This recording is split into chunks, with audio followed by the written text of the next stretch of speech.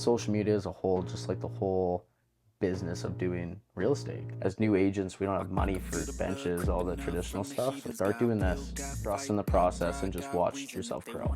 I was like, if I can't sell 1 or 2 houses in 12 months, I shouldn't be doing this. I didn't have any option, really. I was like, I need to make this work, or I'm gonna be broke. I'm gonna have to leave the industry, and I'm gonna have all this money to pay back. Yeah, there's a lot of people that think that it's a lot easier than what it is. The biggest thing to building a business is your brand. I'm like, my brand is myself. So of course the one thing I'm gonna market and really commit to is me. A video a day keeps the deaths away. So I'm like, the more videos I make, the more people are gonna see me, follow me, and like me. Again, probably the best thing I ever did.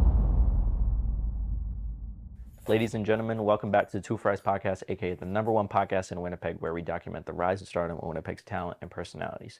If you're a real estate agent looking to up your game, this episode is for you, because today we sit down with Dawson Alexander, a real estate agent in Winnipeg who's changing the way he's using his content. Today we talk about how he got into the real estate world, how he's using content to elevate his games and sell houses, as well as what it takes on a day-to-day basis. As always, if you gain any piece of value from this episode, be sure to hit the subscribe button. We appreciate all the love and support that you've given the show, and continue to do so. Enjoy the episode.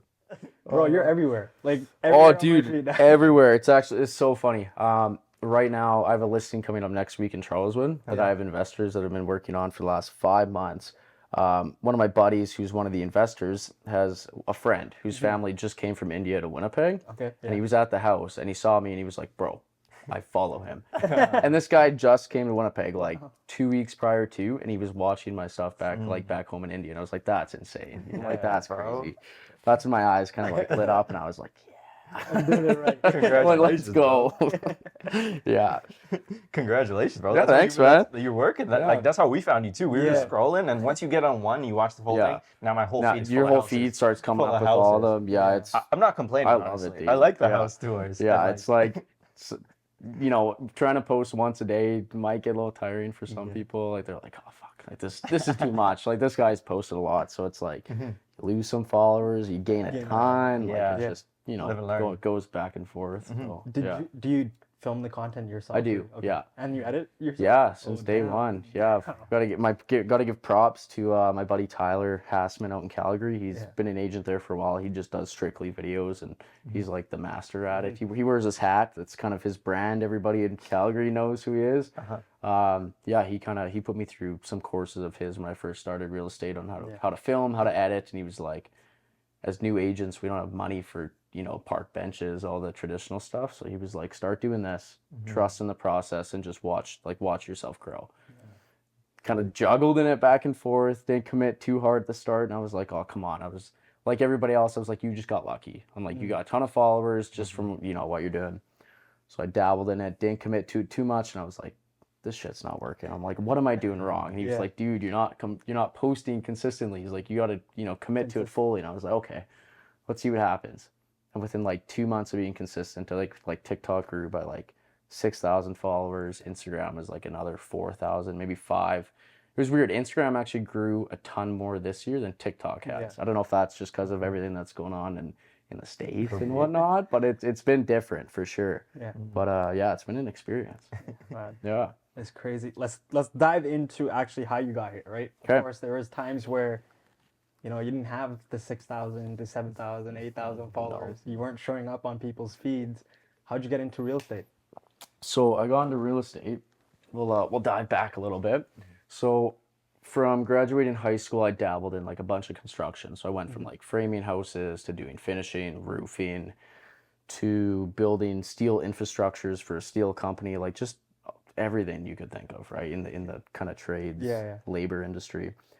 And like, it was good work, right? Like, kept me slim, like, some of the guys were really cool. But at the same time, I was like, man, like, what do I want to do with my life? And even in high school, I wanted to be a firefighter, actually. That was kind of my plan for the longest time. And then I actually went through 2 years process of like doing the application process. And it was like stupid difficult. Like, I give props to people that actually wait to get in. But especially in Brandon, they like applicants that they push through to the interview process to be in like your mid-20s. I'm like 18, 19 applying for this. And second year I didn't get in. I was like, damn. I'm like, what's going on? I'm like, am I just going to keep working construction and kind of just waiting for life to happen and come to me all at once? I'm like, what do I do? And then I was actually on vacation in Cabo with my girlfriend and her family that my work knew about. Was gone for a week, right? The day I came back, and this was we went the end of February, came back, start of March. Literally 6 hours after I landed, I got an email from my company, and they were like, hey, Dawson, we are laying you off along with 3 other crews until May, because they didn't want to heat the basements to frame them out. Yeah. And I'm looking at this email like, dude, I just spent so much money in Cabo, and you're laying me off? And they were like, oh, like, don't worry, like, we're giving out group EI, whatever, for like the next 3.5 months. And I'm like, dude, that's like not even 60% of what I was making every 2 weeks. And I had 2 vehicle loans at that point. Like, I had my Mustang and my winter car. And I was like, I'm just going to be paying for my bills. I'm like, this isn't good. I'm like, do I go to a different company? Do I wait this out? I'm like, I'm going to lose my health benefits because I'm going to have to restart with a new company now. So I was like, damn. So I kind of like sat with that thought for a couple weeks. And real estate was always a backup plan. Well, not a backup plan. It was always plan A, but I was too scared to take the leap just because, but family-wise, I come from parents who got stable jobs, obviously, and nobody who really took too much risk, right? Yeah. So it was like, oh, well, like, find stability in a job first. Then if you want to do this later on in life, like, it's there. And I was like, I get it, but no. I don't want to do that. Because at the same time, my family has like generational wealth from real estate. Like my family, my great grandpa was like the monopoly man in my family. He bought up like whatever he could when he could. So back in Brandon, we own 2 apartment blocks. So there's about 60 units altogether. So I watched my grandma that kind of help her live, right? Like that was like her job when she retired. And so I always liked the fact of owning it. So I wanted to one day have like just this massive portfolio of rental properties, which is still the plan. But I was like, you know what? If I want that much, I'm like, why not, be in it every day, learn everything about it and, become an agent. I was like, but where am I going to get the money from? Because it's like, it's expensive to like get started and they give you 16 months, but I'm like, wow, like, do I want to do it quick? Do I want to take my time with it? So I was like, wow, maybe I just continue to collect this EI for a couple months and we'll dive in, but I still have to find the money. And then my grandma was like, sitting down with her and she was like, if this is what you want to do, I will fund it. Like, I'll fund your schooling. And my grandma was there a lot in my life, always, giving us whatever we needed. So I was like, in my head, I was like, no, like, I feel bad taking money from you. So I sat there kind of for another week thinking like what I wanted to do. I was like, oh, maybe like I'll get it from my parents. They were like, no. So I was like, crap. And then I think my grandma just ended up sending me the full amount that I needed. And she was like, hey, just sent it to you. Order the courses already. And I was like, damn. That's real. So I was like, okay. So like I ordered the first 3 and finished them in like 2.5 months. And the 4th one is just like a classroom in Winnipeg that you have to attend. So yeah, I just kind of went to town on them for 3 months, treated it kind of like a 9-to-5 studying thing, which, man, I'm not good with books. So actually committing to do that studying every day, almost every day, it was a struggle. But I just wanted to like start, getting my name and my face out there and making, an impact somewhere. And I did it in Brandon for my first 4 months. And didn't really work out the way I wanted it to. Well, mainly because I can be very impatient. So I was like, a lot of people in real estate, they're like, you need to have patience because it doesn't all come, especially in your first year. Like, it's going to be difficult. Yeah. And a lot of people were like, I know it was like more of a sympathy thing, but they were like, hey, like if you only sell 1 or 2 homes, or maybe not in your first 12 months, like it's okay. And in my head, I was like, fuck that. I was like, if I can't sell 1 or 2 houses in 12 months, I shouldn't be doing this. I'm like, I need to, do better than that. So my first 4 months, I sold 1 house in Brandon, and like it was good. It kept me kind of with money for the next 4 months to kind of keep going. And then I found while I was doing social media, a lot more of my like attraction coming from Winnipeg. And my girlfriend was already here, so I was already doing a lot of the back and forth. So I started doing more videos out in Winnipeg, and then made the full move and transition, joined a different brokerage in Winnipeg, and just kept up with the videos, and people just kept DMing me and calling me, and that was kind of just the whole short story of the come up to that. So that's crazy. Getting out of the Brandon, the wheat city was probably, I love back home, but it's probably the best thing I ever did, to be honest, like on a business kind of positions. So yeah, now we're here. I mean, when you're working, or like when now your back's out almost against the wall, hey? Yeah. Like you're Well, big time, because it's like, you know, I'm not getting paid a salary or an hourly. It's like if I'm not selling, I'm not making any money, right? Yeah. So why do you think you were hesitant to go in there like right away? I think it just comes down to being prepared, right? Like it was such a quick decision, and just having the money, because it's like it's in Manitoba is actually the most expensive province to get your license into for the schooling, which makes zero sense. How much is it? I'm not. It's about 5,100 for the schooling, so it's like a semester of Sure, like university, right? Yeah. So it was just like that was expensive, and then even to have my license in Brandon from September to December of 2022, it was another $3,800. So pretty much your full year, it's like, you know, if you're licensed for 12 months right after the schooling, it's 10 grand, maybe a little bit more. Yeah. So, you know, not me getting laid off, not having money to do that, and borrowing it from a loved one. I was like, I didn't have any option, really. I was like, I need to make this work, or, you know, I'm going to be broke. I'm going to have to leave the industry, and I'm going to have all this money to pay back my grandma that I don't know where it's going to come from. So yeah, it was kind of just, I need to make this work now, and I just need to be patient, commit to like the videos and stuff like that. And it kind of just all ended up working out. Yeah. So what did it feel like when your grandma gave you that money? Like that's someone believing in the future. Dude, it was it's the best thing I ever could have asked for. Yeah, she was, you know, always kind of the rock in my life, and kind of my biggest support. I mean, even whenever I would post on stories and stuff like that, she'd be the first one sliding up and giving me some props on stuff. And yeah, it meant a lot. But as soon as she sent that money, I kind of, you know, I got nervous. I was like, oh shit, like now I got to go through with it. And it was, yeah, and just having, you know, someone to pay back that money, I was like, damn, like I need to get going. And the day I got licensed, like just went to town. Was just ready. But at the same time, I feel like, and this is what I tell a lot of agents now. So when I first started, the reason I joined this brokerage in Brandon was because of a family friend. Yeah. So in Brandon, I originally had an interview with Remax, and just because I have like kind of family friends that run it there, and we sat down, they went over like kind of the fees and stuff, and a lot of it didn't really make sense to me. So I was like, okay, well, I'm like, this all sounds good and dandy, but I don't like this, this, and this. So I was like, don't know what I want to do. And then my family friend at a different brokerage found out that I was like licensed looking around.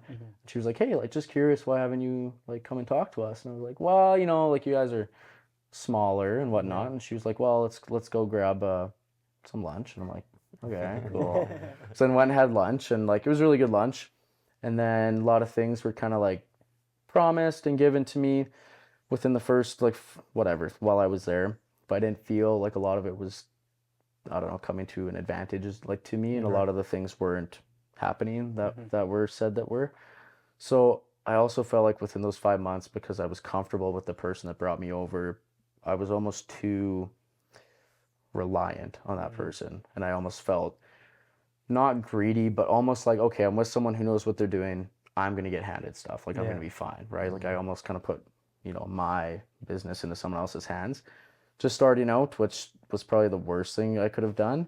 And even like I have a lot of younger people that reach out to me that talk to like bigger agents or people on teams, and they're like, yeah, you know what, I'm going to join so and so because they've promised me this and that. And it's like, yeah, but are they? And it's just, yeah. So me going out on my own and moving to a whole new city where I knew nobody, and having nobody but me to kind of build a foundation on top of was again probably the best thing I ever did.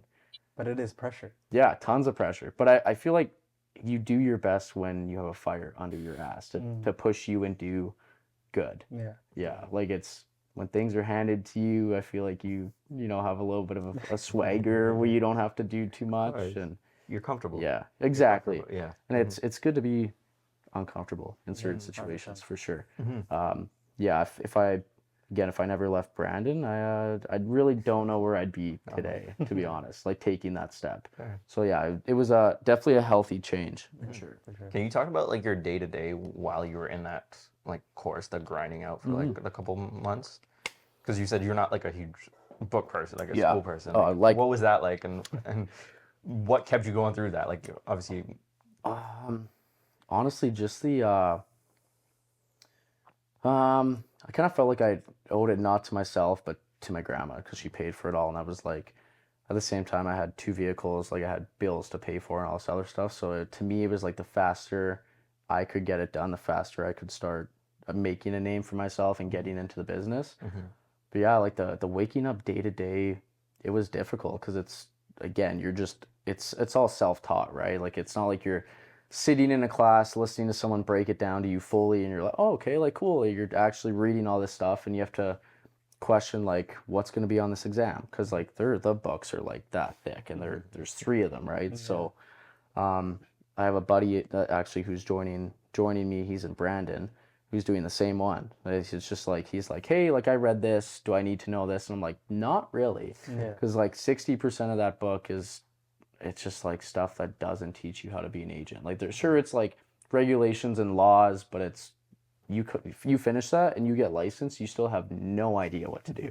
Like I feel like that's almost a flaw in the real estate industry learning. I almost feel like it should be like an apprenticeship based. Like you should be taught on hand how to deal with people and like write contracts and actually experience stuff, right? Because sure, you can know all these laws and all these regulations when you're finished, but when you're actually dealing with a real human in front of you and they're asking you stuff that you need to know that maybe wasn't in the book and it's about the house, like it's fearful, dude. Like it's scary. There's like a responsibility to know the answer. Yeah, right? yeah, for sure. So it's just, to me, quicker I could get it done, quicker I could put more money in my pocket, pay people back, and start maybe living a little bit again. But there are some days, like, I'll be truthful, like I woke up, would go to the gym, come home, I would open that book and I would stare at it for 20 minutes. I'm like, nope. No, like I'm gonna go out, hang out with some friends or do something for first couple hours. Yeah. Come home, I'll have supper, and then like I'll do it all night. I'll do it from like 7 to 12 or something. Yeah. Just because it was difficult to do that every day. And like I still had fun. Still like did stuff on weekends and still saw tons of people, but it was just, yeah. I did not want to keep dreading it on and do it for 6 months or 8 months because, again, that EI was gonna run out at some point. So I had to get things going. Did you always have that self-discipline in the sense that, you know, you were gonna do it regardless of if you felt like it or not? Or is that something that you learned over the course of your I'd say definitely probably learned. Yeah. Yeah, no, definitely. Like I started working at a younger age.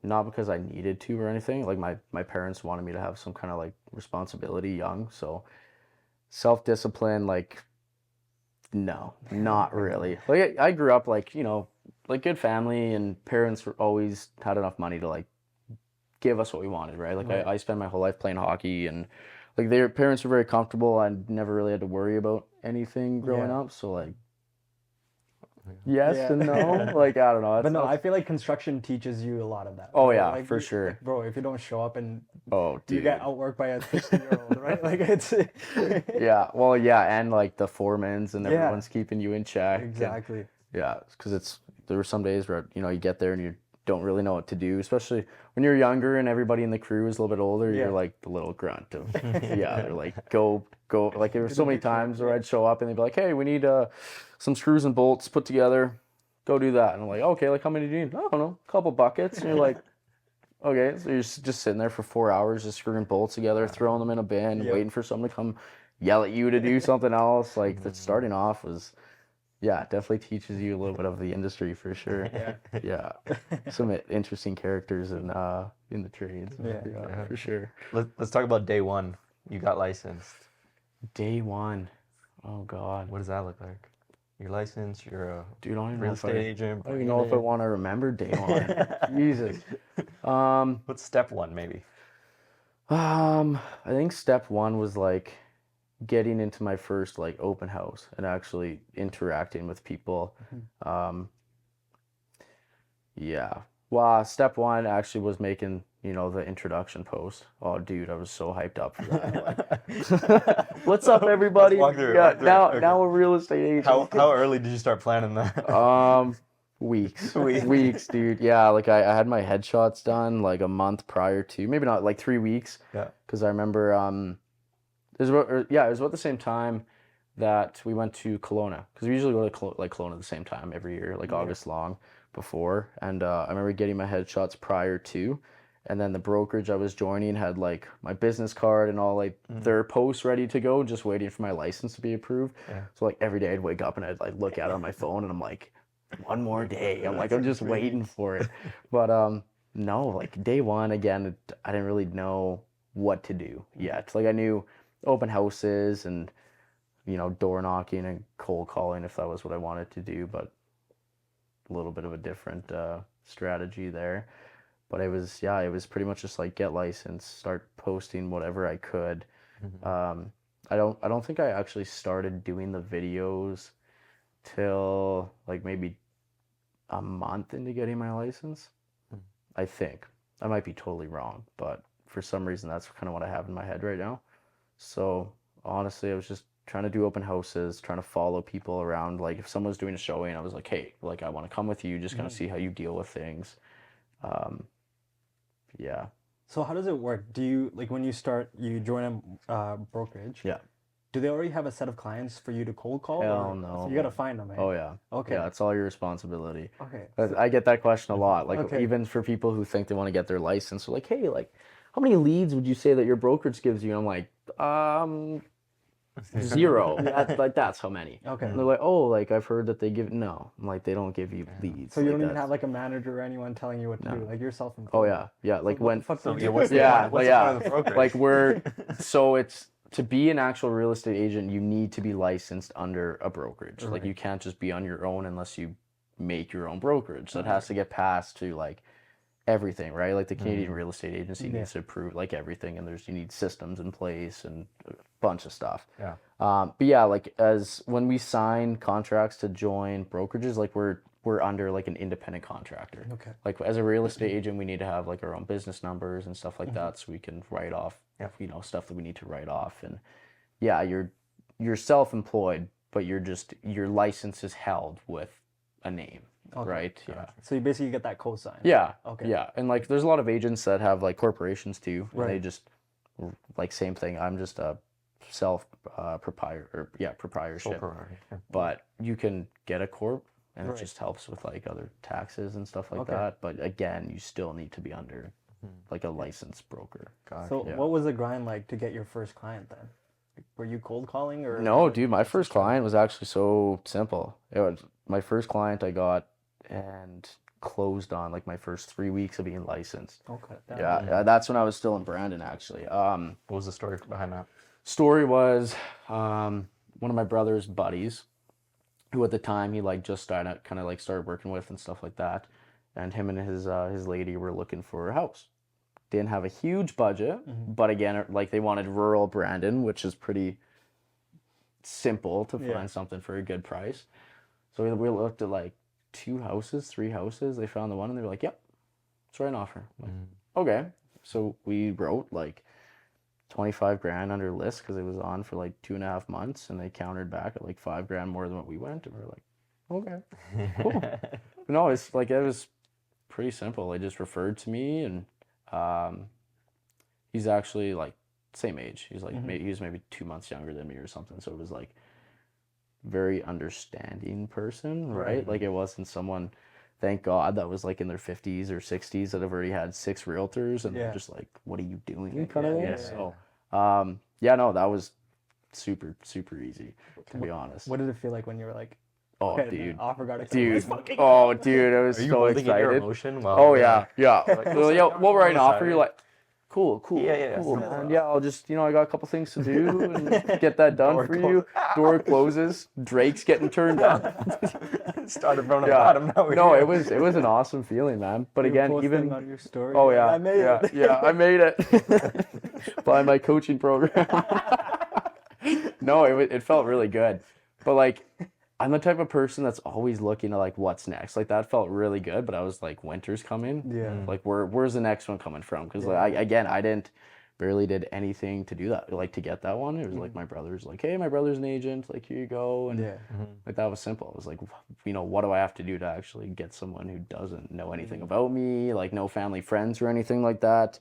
But no, that felt really good. Yeah. At the same time, I wasn't really able to spend any of that money because I was like, again, where's my next paycheck coming from? So I needed to keep it to kind of hold me with some money for the winter. Yeah. What do the profits look like in terms of? I've heard stories like my dad's in the construction business. He works with a lot of repairs.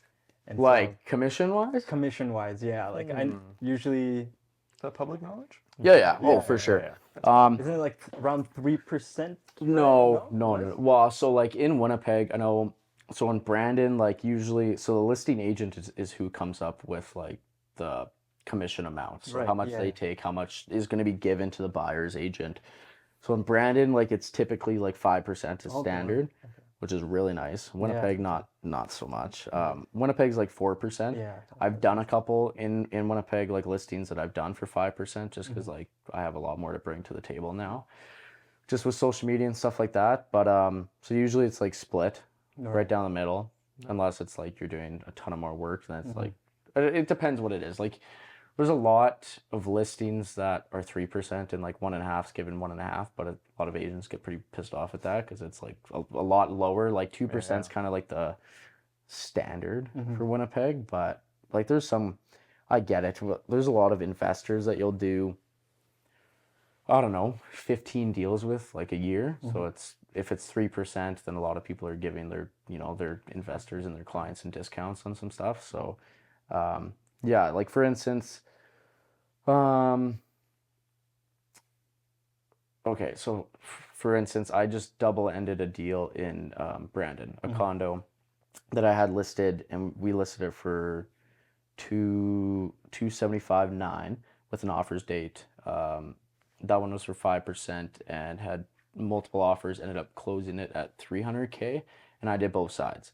So the way the commission works on that is that it's like flat 15 grand, but then I have a split with Real Broker, which is 85-15, so they take 15% of that. But then I also have to do my own taxes on my paychecks, right? Because we're self-employed. So then I take a minimum 30% of that and put it into my TFSA with my investment banker, and that's kind of what it looks like. Okay. So it's funny because each year like we get like a gross commission statement, but it's like you got splits, you have taxes, like they look big at the start depending on what they are, but then you put taxes away and you're split, and then you pretty much get 50% of what you're actually looking at most of the time. Again, it depends. I know I have one guy and one buddy that does real estate out west and makes like a great living, like sells a lot of big homes, and he's just like, he doesn't save anything. He's like, does his taxes, okay, well I guess I gotta sell a couple houses to pay the government back. And I'm like, that's crazy. I'm like, that is insane, dude. I could not sleep if I didn't know I had that money to pay back. Like that's how that usually goes. But again, it's kind of, it varies everywhere. Like even out west, like they do 7% on the first 100,000 and then 3% on anything remaining, and then that's split, and that's like a standard. Like you don't see too many people out west that are changing that. Like everybody just does pretty much the exact same. Winnipeg, it's very flip-floppy. Like you might see 5%, you might see 4, you might see 3, but it's just which a lot of people like to complain about, and I get it. Like it should just be like a set, or if you are changing the commission, it should be set that what you're paying out to always the buyer's agent, and if you're going to take a discount, you should be taking it on your end. But it depends. I do the same thing. So. With the first paycheck, did you think that you wanted to go back to construction? Construction, hell no, dude. No, not a chance. No. Every morning I wake up and I'm like, I'm so glad I'm not in construction. Okay. Like, but I loved it. Yeah. Especially like built some cabins out in Ontario. That was a lot of fun. Yeah. And that kind of thing. But if I was to ever in another lifetime do it full time, I would have to like have my own company to do it. Yeah, for sure. And even now, like I might at some point in life create like a construction company, but I won't be handling it. I'll fund it. I'll hire a project manager or someone and just good luck. So we'll see. My long-term goal, I love real estate and I love everything that I do, but I don't know if I want to do it for 40 years. Like I'll hold my license forever, but the big goal is to start developing. Yeah. Yeah. That's just, I love the whole idea of that. Yeah. And even when I deal with investors, I just start shaking because I'm just so excited. It's fun. It's fun watching projects really like come to life and just everything that gets put into it, all the sweat and money. It's cool. Like even the one I'm listing next week, because I helped them find it off market last year, and they got possession in March, and like I've been there like once a week, just like, what have you guys done? Like what's going on? And now seeing everything kind of come together and be finished and actually see what we can like sell it for, it's exciting. Yeah. What's the life cycle of like a average broker? Like, are people coming in and out of the industry really quick because they're not able to sell houses, or how the longevity of this, like agents today, you mean? Yeah, that are coming into the industry? Yeah. Oh, dude. It's bad. Like how a lot of people don't succeed. I think since COVID, I know I like a lot of these numbers are also from the States, but I think it's at least like 80% of like new agents fail within their first year. And then it's like 65% of new agents fail within their first 5 years. So it's like, it's a big, well, it's just, there's so many deceiving social media posts about it. Like, especially in the States, like in California, you can pay $400 to do your license and then be licensed, right? Like it's, so a lot of people see that, you know, don't do their due diligence and click on it and be like, oh, like they're in a whole different country. They just see that and they're like, oh shit, like I can go make $5,000 off for like a $400 investment. It's like, no, it's not that easy. So yeah, there's a lot of people that think that it's a lot easier than what it is, but it's time consuming. Like, again, you might not get paid, especially if you're doing new builds. Like, you might not get paid for 9 months because you don't get paid until it's actually built and that person gets possession for new builds. Some people, like I said, you could be working with for 12 months till they find a place, and your time, your gas, like your resources, like it builds up. So it's give and take. Again, some clients you do business with for like 2 months, some a month, and then there's some like 12 months. Like, it's just kind of give and take. So yeah. It's more of like a people business, right? Yeah, like, big time. Everything's just like networking and like trying to figure out, like, building that relationship. Yeah, it's all connections, right? Connections. They always say it's who you know, right? And there's tons of people in our industry that are like, oh, like I get all my business from spending $20,000 a year on ads. It's like, okay, but it's like, if you'd be doing a lot of business, if you were just out networking, if people liked, knew and trusted who you were. And again, everybody has their niche to the business and doing whatever they do to get that business. But I think a lot of people just make it very complicated. It's like, if you're a likable person, you'll do very well in business. And if you're, someone who maybe you aren't on social media, like if you're trying to, be someone you're not, people are going to see right through it. So it's just, a lot of people think it's a lot simpler than what it is. And that's when they fail, right? So, How has social media helped you in your career? I know it's a lot, in the sense that has it mainly just allowed you to tap into a different market of buyers? Yeah, I'd say so. It's just made it a lot more entertaining for myself, but also others, right? Because it's so many agents have separate accounts. Like, you see a lot of agents that have personal accounts and business accounts, right? Yeah. And their business accounts always do so poorly. Like, they have 200 followers, their posts get like 15 likes. And they ask, like, why am I not getting traction? It's like, because you have 90 posts and it's newly listed, sold, newly listed, open house. Like, it's not about you. People want to work with you because of who you are, not because of all your solds and listeds. Like, it's not attractive to people. So to me, it was just like, what can I do to entertain people, but not like, I'm a realtor, buy from me, like push it in their face, right? So it's really changed social media as a whole, just like the whole business of doing real estate. Because it's, again, I'm not spending my own, money to try and push out these videos or anything. It's all organic. Sure, it's taking time to master the videos and go out and actually film them. But again, it's like, I'm not spending money off it, right? Yeah. Like, I'm not putting my face on a park bench that some homeless guy on Main Street's gonna sleep on anyways, then like waste money on that. Not your target audience. Yeah, no. And again, I will never understand it. Like I get it. Like if you have 10 park benches in the same place, like people are gonna see you. Yeah. But they're not gonna stop on the side of the road and take their phone out and be like, "Oh, I'm gonna call Dwayne here because he's on a park bench." Like again, my social media has been pretty much my business card, right? Like my social business card. It shows people exactly what I do, mainly who I am. Like, sure, I don't post too many random personal posts anymore, but it's still my face. It's me speaking and all this other stuff. But it's so hard to get your name out there when you're not being authentic and unique, right? Like it's out west, everyone and their grandmother is on social media doing marketing and like doing house tours. And in Winnipeg, Manitoba especially, we're just a lot slower getting with like the times and kind of what's trending, I feel like. Because I get asked all the time, like, hey, like you're pretty much the only guy I see in Winnipeg and maybe like these two other people. I'm like, yeah, and that's because I am the one that trained these two other people and told them to get on social media. Everybody else, like when I started, they're like, what are you doing? Like, are you an agent or are you like a videographer? And I'm like, both. I'm like, I'm a videographer myself. I'm like, the biggest thing to building a business is your brand. I'm like, my brand is myself. So of course the one thing I'm going to market and really commit to is me. It's pretty simple.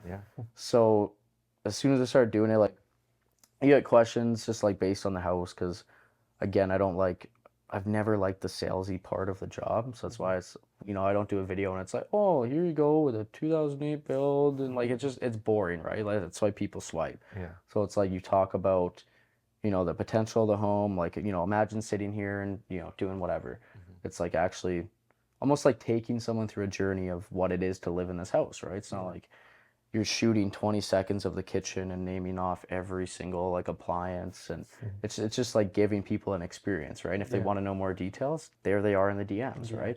And I get tons of comments. They're like, hey, like, why didn't you show this or mention this? And I'm like, well, because it's on the market. Like, if you're interested, let me know and I will take you to it. I'm like, this isn't a 10-minute tour. Like, if you want one, like, go and tour it yourself. We've had the conversation many times of like why real estate agents and like other industries are just so behind in terms of like social media. It just doesn't make sense. In my opinion, like I guess maybe we're just younger and we just get it. But in terms of like a lot of like older businesses are trying to get on social media, but they're just doing it just so poorly. Or they'll pay a marketing company to do the same thing that anybody else could do. 100%. It's like you take a picture.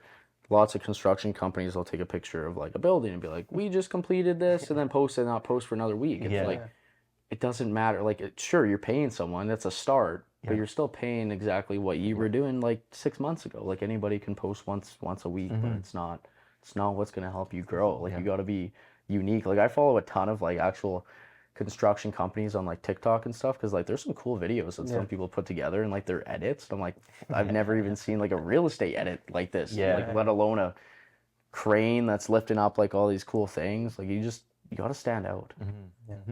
That's 100%. We agree. And like getting into that business but I think the learning curve is what is hard. Talk to me about your learning curve. So when you decided, okay, I'm going to go full force into social media, did you have like a strategy where you're like, I'm going to post every day, I'm going to do this? How did you figure out the game of content creation? It was the thing I had in my head, which my buddy Tyler actually says all the time, was a video a day keeps the debts away. So I'm like, the more videos I make, the more people are going to see me, follow me, and like me. So to me, it was the more videos I can do, the faster I can grow my business and grow me as my brand, right?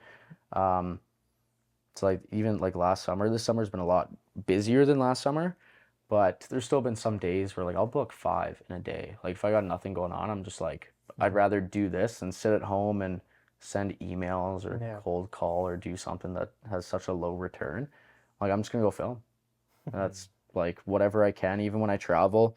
I like trying to get into houses wherever I go, just to show like diversity. Like even I was in LA in October, went and filmed this like $14 million house, which was like super sick. I'm like kid from Manitoba, like showing $14 million houses, and in Bel Air, and even in like being in Kelowna, I went and filmed like a $5 million house there. Like it's cool getting into these places because you never know, you know, who's gonna respond and be like, hey, like I like this place, maybe I want to buy it or something, right? You're like, oh, okay, like I'm not licensed here, but here's so and so, and then you collect like a referral fee, right? So it's just, I love the videos.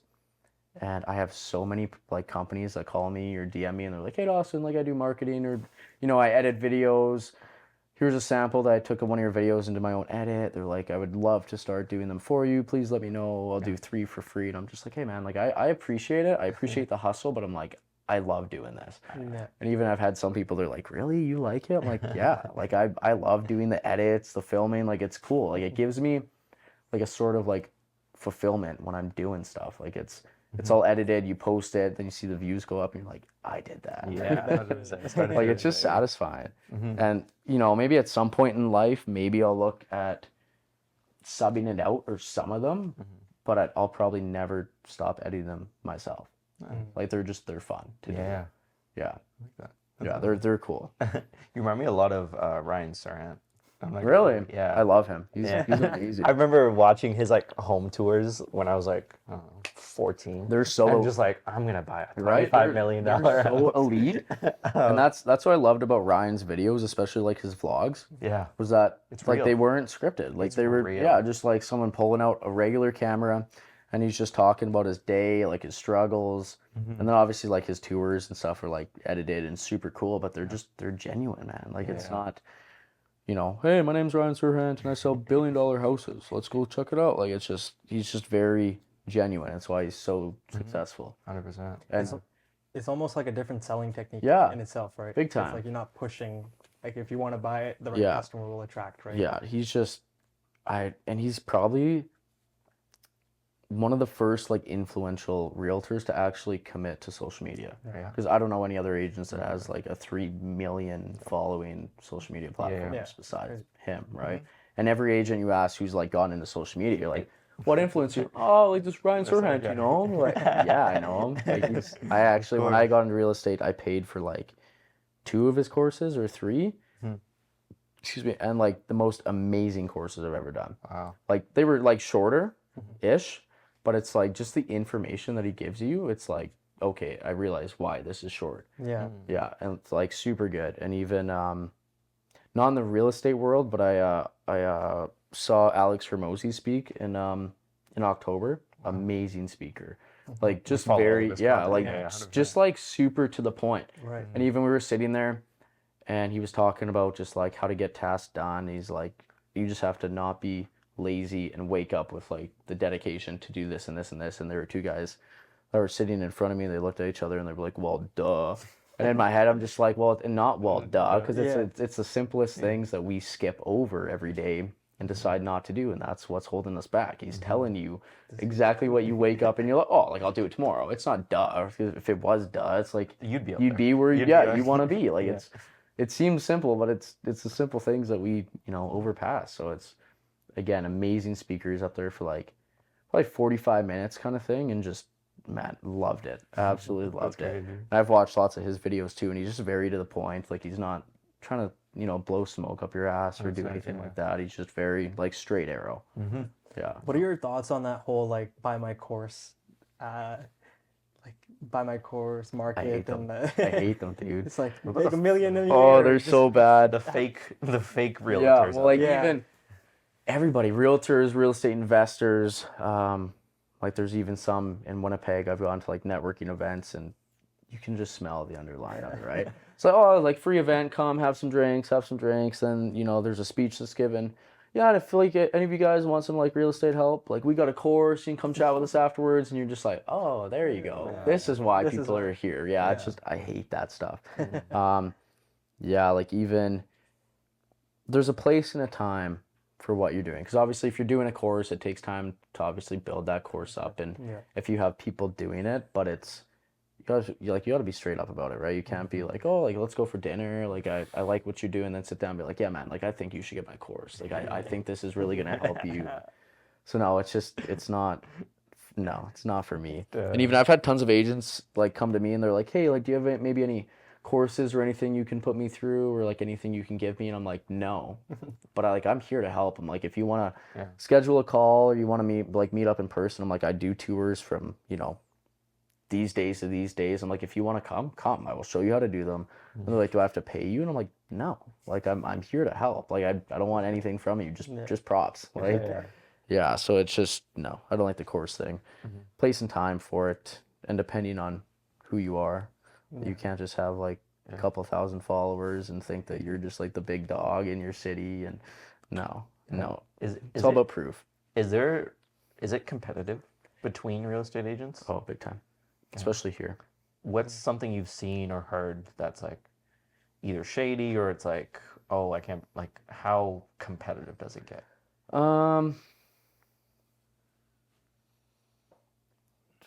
Like realtors undermining or like taking clients or taking leads or whatever it may be, like broker to broker. Yeah, like I've heard, I've never had anybody that I've had like a huge situation with, like client wise. But I've heard stories like, especially between builders. I'm not going to get into names, but there's someone that I work with that had clients that were looking for a new build. And they went to this one company that had a show home, right? Took her clients through, and then she had to run. So she left her clients there to like look at the house or whatever. And show homes have representatives in them, like for whatever builder it is. And the builder actually like told her clients, he was like, yeah, like we can get you the same home. He's like, but you know what? If you don't go with the agent that you brought, we'll even knock off another $8,000. And they went back and told her afterwards. So there's just like, he was like, if you use me and I do both, he's like, I'll knock off $8,000, which the company would probably do anyways if you wanted to negotiate. There's some agents that, again, just stories, like especially people that go into like open houses, and depending on who's running it, they'll be like, oh, like, how are you? Are you working with someone? Yeah. Oh, who are you working with? Oh, no, I've heard bad things about them. Like, you shouldn't use them. Or, oh, I do most of real estate in this area. Like, I can help you guys out. Like, there's just, people, there's just a lot of greed, right? Yeah. And a lot of ego. Even I remember, so when I first started doing the tours, which was like starting off, super difficult to do because like a lot of agents were just like, what's it for? Oh, it's like, I'm going to post it on social media. I'm going to put you obviously as like the listing agent, who the listing brokerage is. It's going to bring you views, me views, followers. It's just going to help you promote it. No. You're like, oh, why? I don't think it's going to benefit me. And you're like, okay, like what if I told you like my last post got like 10,000 views? No, not interested. You're just like, okay, cool. And I have one guy who's like massive agent in Winnipeg that I reached out to one time, and I asked him to do it. And he was like, why would I do that? I'm like I just said, like to help you bring like advertising promotion. It's free. I'm like, it's any sign calls or any leads I get, I was like, I'll even text them to you. Like I don't want anything but the video. Yeah. And he was like, well, do you work at the same brokerage as me? And I'm like, no. He's like, okay. So how does that make sense? And I'm like, what do you mean? He's like, well, you don't work with me. You're not on my team. Why would I let you in my listing? And I'm like, they got an in-house team. Yeah. I'm like, to film it. And he's like, yeah, no, not interested. Hung up. And I was like, dope. I'm like, that's so sweet. I'm like, whatever. It's like, you don't want, free shit that's going to benefit you, whatever. But it's funny because I've had so many people that, like turned me down like a year and a half ago that now come back. I love it. I absolutely love it. Hey Dawson, saw this video that you did for so and so. Absolutely love it. Got good views. Like, can you do it for mine? I'm like, yeah. Here's my here's my cost now. They're like, oh, is that standard? I'm like, yep. It is now. They're like, oh, like I remember you reaching out a year and a half ago. I'm like, yeah, like a lot changes 16 months. So I'm like, I can come by. If not, good luck. Like, yeah. It's funny though. It almost gives you not too much ego, but you're just like, yeah, it's just a sense. It's funny. And some won't even remember you from when you reached out. Yeah. And that's the funny part. I'm just like, for instance, that realtor, that's really big actually. It's funny. I saw and got a notification 2 weeks ago that he followed me on Instagram from one of my one of the reels, and I just smiled at it. I was like, that's 100%. So funny. We do that so many times. We see that notification. Yeah, right. In our group chat is an emoji. We know what this emoji is. It's the fishing hook. It's the fishing hook. Yeah. And I'm like, let's go. I send that in. They know what that is. It is so funny, but it's just, again, it's just like, yeah, like No, let's go. It feels so yeah, good. yeah. People that turn you down that are now coming back full circle, and they're like, "Hey, Mm. can you do this for me?" And you're like, "I can, but you gotta send over some Yeah. nickels and dimes." Like, yeah. No, it's just again, just like a satisfying feeling, right? It's honestly like it's a statement to yourself, right? Like Yeah. at one point you're figuring out how to pay $5,000 for this course, Yeah. and now people are paying you to come film for them. Like, Yeah. what does that feel like? Yeah, I love it. I love it. Well, it's like cool too because winters can be slow, right? There's not too many people that want to move during the winter and all that stuff. So it's, if you're not selling a crap ton during the summer, winters sometimes aren't fun. So it's now like if I have a second income coming in because I'm doing all these videos, and I have a contract with Fox Ridge Homes and Kensington Homes, so I do a lot of like their spec homes and show homes. So that was kind of big too, just because there's been no agents that have had like a promoting contract with a builder here, and even trying to come to terms was a little iffy because they were like, we don't know what to do, like we've never done this before. For instance, like my buddy Tyler has like too many of them out in Calgary because that's all they do, and his viewing is just insane, like on a respectful level. And so yeah, being recognized and having that meeting with them, because obviously they have the same companies out there, and they were like, we know what he's doing for like our companies out here, and we kind of see you obviously growing into that, and we'd like to get in early. And I'm like, yeah, perfect, hell yeah. Yeah, so that was cool, which almost just like kind of stepped up my video game a little bit more, because I was like, this is actually doing more for just clients, but actually builders and kind of the bigger names in the industry. And I was like, just kind of like double down. Even now, I keep telling myself that I want to try and post like twice a day, but it gets tough sometimes. It's even hard to post once a day. Like for instance, being on vacation, like it just gets away from you sometimes. Like, but yeah, I got, I don't know, 6 in my phone right now that I gotta edit like 4 of them and post them. But just like, yeah, some days get away with you. But it's funny though, because it's always when you stop doing what works because you're busy with clients, and then once you finish all those clients, you're slow, and then you're like, wait, why am I slow now? It's because you stopped doing what was working. So yeah. Do you have a story from like either a deal that you signed that was either tough to get or that sticks out in your mind, maybe when you first started? Whether it was like a crazy house or a crazy like amount or not so crazy amount, it was just as hard to get. That was hard to get? Not overly, which is kind of nice. Like I've never really had to fight for a listing, which at the same time I don't think I'd ever really want to. Usually if you're fighting for a listing, it usually comes down to commission. And it's like at the same time, I'm not really willing to lower my payment just for somebody else's behalf. So no, not really. Like every kind of all the listings and stuff I've had have either come and kind of come to know of me from like either word of mouth or social media. So not really any fighting for listing stories, at least none that I can think of that were too memorable. No. All good. No, all pretty. Not Smooth sailing. Not to make it sound simple, but no, fair. No. What does your day-to-day look like then? Like how often are you meeting with clients or showing houses on like a week to schedule, or almost like a day-to-day schedule? Really depends on the month. Like July, most of June and July were just like super hectic, like out of nowhere.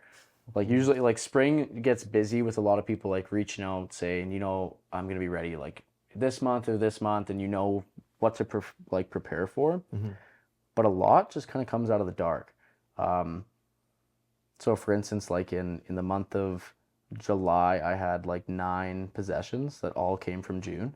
So you have to think 9 people that you're either showing houses to or listing their house and then doing showings for them and stuff like that. So it was like a super busy month, which is why this week away was good. But it's so weird. I find every single time I leave to go on vacation, it gets busier. Every single time. Like you could be like have no business, and then the day you go away, like your phone rings 4 times of just like random numbers. Do you answer? Oh yeah. Yeah. Yeah. Yeah. Yeah. You Well, have to. yeah, you literally have to. Yeah, Yeah. because or most people, if they're impatient, will just go and find another number to call, right? Mm. So, yeah, I always answer, if I'm not busy, or I'll call them back in a couple minutes or something. But Yeah. yeah, so it's nice, but I do now have people in Winnipeg that I kind of rely on that can handle stuff for me while I'm away, which is nice because if I didn't have that, I'd probably be biting my nails all the whole time and be stressed out. So yeah, that's been nice, but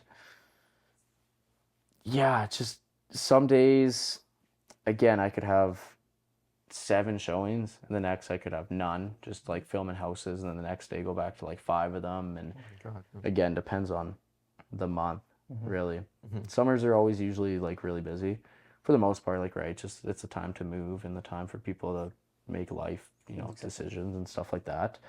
But yeah, usually July was so busy, the schedule got a little messed up. But if I could wake up tomorrow and have like my ideal schedule, it'd be like gym at 7, get home, shower, breakfast.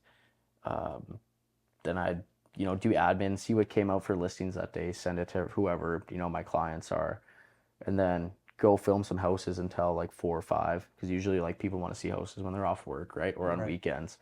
So then film for like 4 hours wherever I can, and then yeah, go film houses.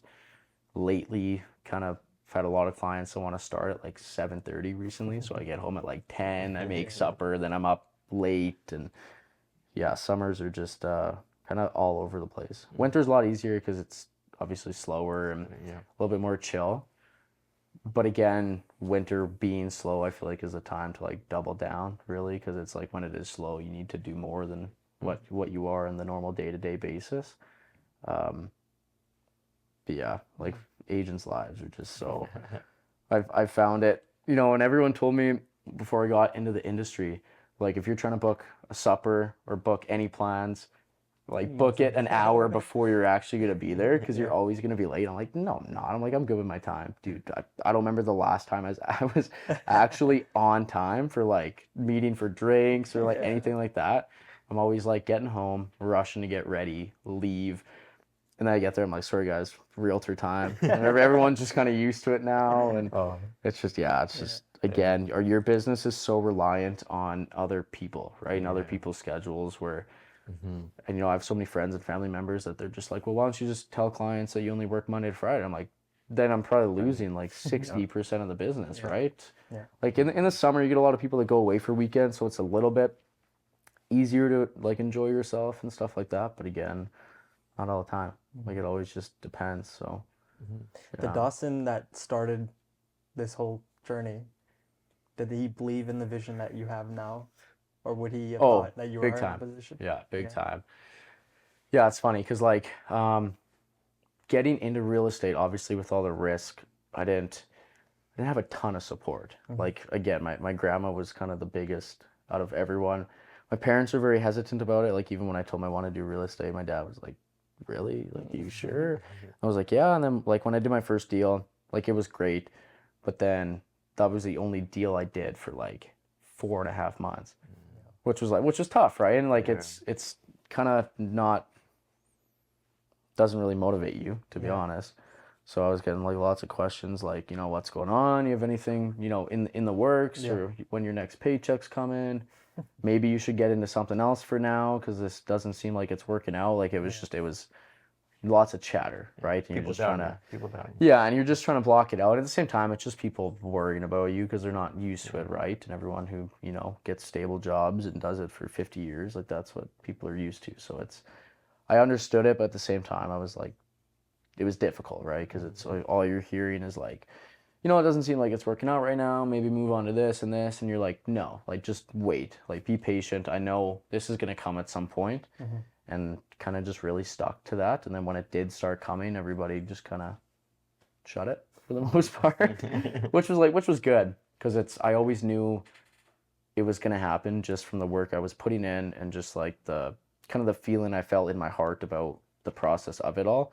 And I didn't expect in my head I wanted to do 3 to 5 deals my first like 12 months. Yeah. That was what I wanted to do. I ended up doing like 14.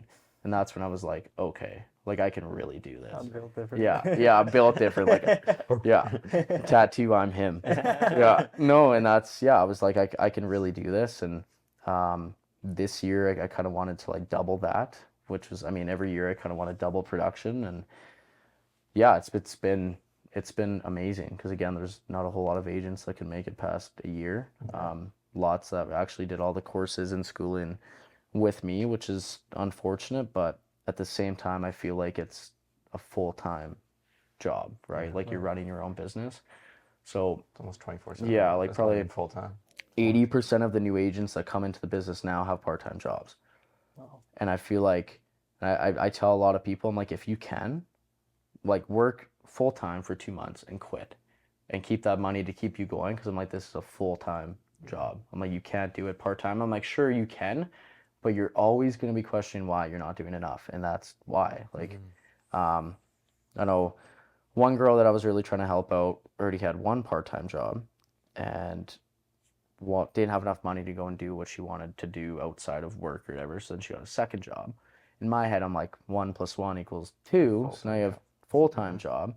And I think she held her license for maybe 3 months and then hung it up. Said it wasn't working out. And I was like, wow, I mean, you didn't really Give it a shot. try, which sucks. Because Yeah, a lot of people just, again, they just don't have the mentality for it, right? Like it's a lot when you're not making money for months and months. Like it's hard on your mentality and your family and stuff like that. So I get it, but nothing comes easy, right? Especially when you're starting your own business and trying to make a name for yourself. Like it's gonna take sweat, it's gonna take time, you know, some good days, some lots of bad days, but it's just you gotta stay committed. Talk to me about the bad days. I mean, there's we like to say that there's like life is a roller coaster. Oh yeah. And so there's extreme highs and extreme lows. What are the lows? I gotta say when I didn't do a deal for like those 5 months when I was, you know, my first paycheck was like $5,400, and after splits and everything, after I took home like maybe 32. So it was just like, okay, like I got $3,200 in my bank account. I was like, I know if I need more, my grandma would just throw it at me, but I didn't want to. So I was like, okay, so I can only spend this much this month, this, so like I broke it all down. And at the same time, like it sucked, right? Because there's like a lot of things I couldn't go out and do and just throw money around, right? Because I had, you know, responsibilities and stuff. But yeah, again, not having, you know, a ton of support. Like I had my grandma, I had my girlfriend, but those 5 months, you're just like, you know, maybe they're right. You know, like maybe this isn't for me. Maybe it's not working out. Like it's been 4.5 months and I haven't gotten paid for anything. It's just like very back and forth, right? You're like, no, like fuck that noise. I'm here. I'm doing it. I'm ready. But yeah, it's tough when the most important people in your life don't think it's, you know, worth doing. They're like, oh, you know, maybe you should take a step back, do this another point in life when you have maybe things figured out. I'm like, no, like I'm gonna be even busier in 5-10 years. Like I'm gonna have different priorities, like marriage, families, like who knows? Like if I don't do this now, like I probably never will. Like it's just, so it's like they're not right 99% of the time until that 1%. Yeah, until that 1%. Yeah, it's difficult, like on your mental state. But again, it's just seeing the future, right? You're like, if I'm putting this much work every single day, it's the universe has to pay me back. Yeah, exactly. Right? It's like what I put into the world has to come back to me at the same time. And like again, I had to look for support elsewhere. Like a lot more people in the industry kind of thing. So when I found my buddy Tyler out in Calgary there, like he was a huge help. Like he was just, you have to do this and this and this. You know, screw all the other stuff, just commit to this and it'll happen. And just finding other people that kind of understood the industry, that understood like the come up and trying to create something for yourself really helped. I probably should have did it a lot earlier on until I actually started doing stuff. But yeah, it's like the people that I ended up surrounding myself with were 60% of the reason why I'm, you know, doing things still today, for sure. Yeah. If you had to like look back and give yourself advice, or when realtors are coming up right now, what advice would you give them, especially in this world? I have to say to block out the outside noise, and if you're gonna do social media and put yourself out there, you have to be yourself. Like you can't. There's so many people doing different things out there now. Like there's the speed tour guy. I don't know if you guys have seen him. He's quick. Or there's like Brad the realtor in Texas who just swears all the time in his videos, but he's just him. He's authentically, it's who he is, right? And you're gonna attract different people depending on what you do. And it's just like, don't be blinded by other people's words or all the crap you see on social media, because there's a lot. Like there's a ton. Do you get hate comments? Oh, dude, tons of hate comments. What do they say? Well, hate and just like there's some weird comments. Like that, dude. It's like from day one. Let's hear. I remember the first comment I ever got was like some mom on TikTok, and she was like, "Oh, honey," she was like, "Do you come with the house or something?" With a bunch of emojis, and then like 8 people commented, started like beaking her. She was like, "Someone come get their mom. Whose mom is this?" And just like, they kept going on, and yeah, just funny ones like that. And now there's like, you get people that are come in the comments and they're like, "Oh, like realtors are useless," or like, I would never pay for someone, blah blah blah. Like all you do is open doors. You're like, okay, whatever. Like I'm not gonna respond to you. You click on their profile and it's like they have 3 followers and their profile picture is a penguin or something. You're just like, dude, like you're in someone's basement right now at 7 o'clock in the morning, typing on TikTok. I'm like, who's winning here? Like I'm gonna say it's not you. So it's just at the same time, like, sure, they were at the start. You look at them and you're like, oh, like why would someone say that?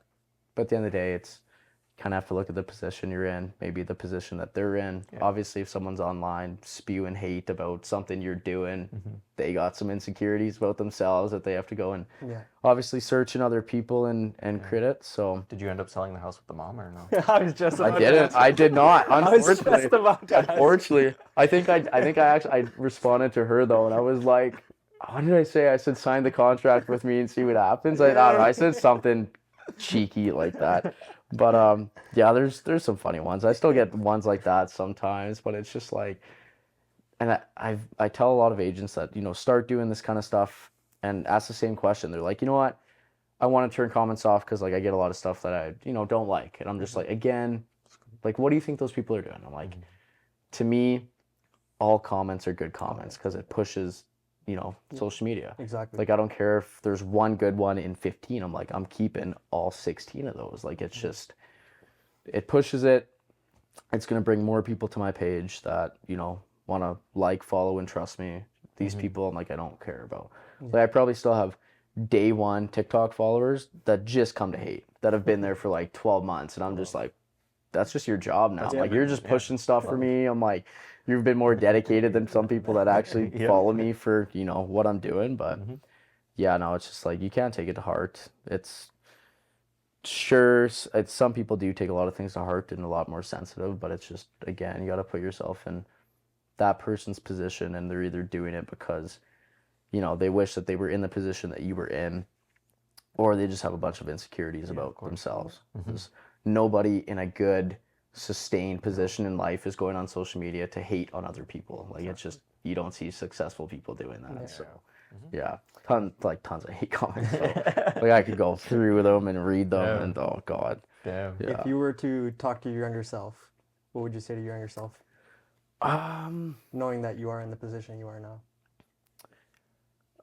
Again, I think it would just be to block out all the noise and just keep going, trust in yourself.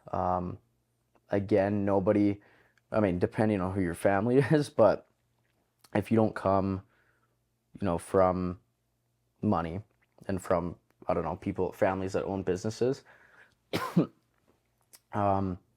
believe in yourself and don't look for others to try and, pull you out of a rut that you're in. The only person you can ever rely on is yourself, tomorrow, the next day. Obviously, once you grow, you're gonna have people surrounded by you.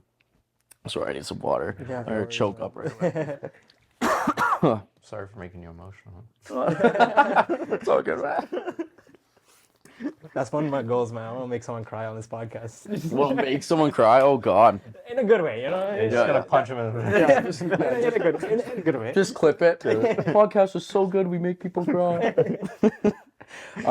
Yeah, again, just like, it all comes down to yourself. Especially for me, like, I did a lot of, not early on, but I did like a lot of self-development courses and books and stuff like that, which really kind of helped dial down all the noise and thoughts. I mean, kind of. My head is always just kind of a hamster on a wheel. Always like thinking about like what's next, where am I taking this, and kind of that kind of thing. But yeah, from what I learned early on was you cannot rely on others to help bring you up. Only thing you can do is bring yourself up and surround yourself with good people that you can either come up together.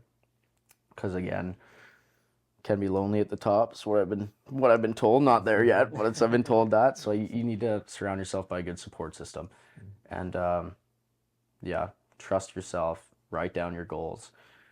Even for me, I wrote down goals that seemed pretty far-fetched, like my first year. But I was like, even if I can reach like close to that, because I'm like, if I do something small, and I reach it, sure, I'm gonna be happy, but I'm gonna be like, man, like what if I could have done more? Yeah. Like just. Again, not to settle for anything less or, anything that someone but yourself thinks you deserve. Because there's always more in front as long as you're committed and you trust the process. And another thing is not to look back. You can't, regret decisions that you've made. Even, I wish I got licensed before COVID because like, dude, you could have had your license for 2 days and sold 10 houses during COVID. Like everybody was just, oh, are you a realtor? Like I want this house. But at the same time, I was like, I feel like I got in at the right time because I had 6 months to focus on, myself, my brand. I wasn't getting pulled into houses 24/7 as a new agent, not knowing anything. So I had a lot of time to focus on who I wanted to, portray myself as, who I wanted to come off as, and just kind of who I wanted to be as, a professional, but also as a person. Yeah, I feel like it takes a lot of time to sit in your thoughts to really figure out what you want to do and what you want to be. Yeah. Of course. Well, thank you so much for coming on, Dawson. Of course, it's been a blast. This has been awesome.